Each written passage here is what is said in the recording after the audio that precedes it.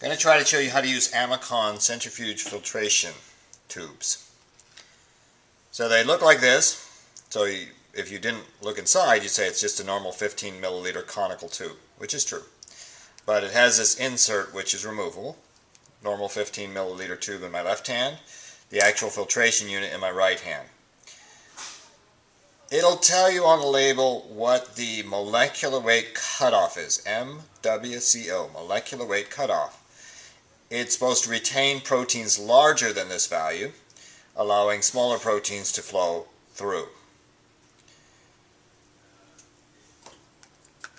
We're going to be using the Amicon tubes to concentrate the protein that you have. So here is a sample of hemoglobin.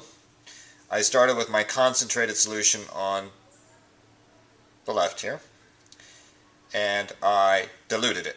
So you can still see there's color, but it's not very concentrated. I'm going to put this into the centrifuge tube. The water should spin through. The protein should be retained. I should end up with a more concentrated protein solution on the top compartment of the Amicon tube. So that's the theory. Proteins retained, small molecules go through. In practice, I'm going to use a Pasteur pipette, transfer over my volume. You can put up to 4 milliliters of volume in the Amicon tube. This is just about 1 milliliter. There are little lines here, graduated lines that tell you microliters, 500 microliters, 250, 100. I'm going to spin this and my 1 milliliter will be concentrated down to maybe 250 microliters, maybe only 100 microliters. So this goes inside the chamber, like so. I have another tube like it for balance. So this I'll just put a milliliter of water in. I think I'll even label this balance so that if you need a balance Amicon tube, it'll always be there for you. They're pretty expensive tubes, about $5 each. I'm ready now to spin my tubes. Got the two tubes balanced, one with water, one with the hemoglobin dilute solution. Need to have the proper inserts, so this is the insert that'll fit an Amicon 15 mil tube. One on each side. I weighed them to make sure they were properly balanced. This is a swinging bucket rotor, which is the recommended type of rotor for Amicon filtration. Alright, tubes are in. This is the speed at which you centrifuge. It's at 40, which is actually 4,000 RPM. Can't go any higher, but I could go lower. So crank it up to the max. I'm going to put it for 20 minutes. When you do your real spin, the recommended time is 30 minutes.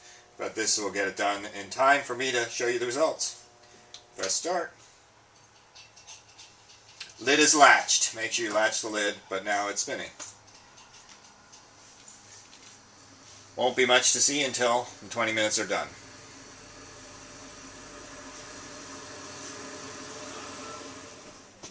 "20 minutes are up." This is what I got out of the machine. So this one is the water. That's useless. This one, you can see down below, it's clear like water. That's all the excess water that spun through the filter.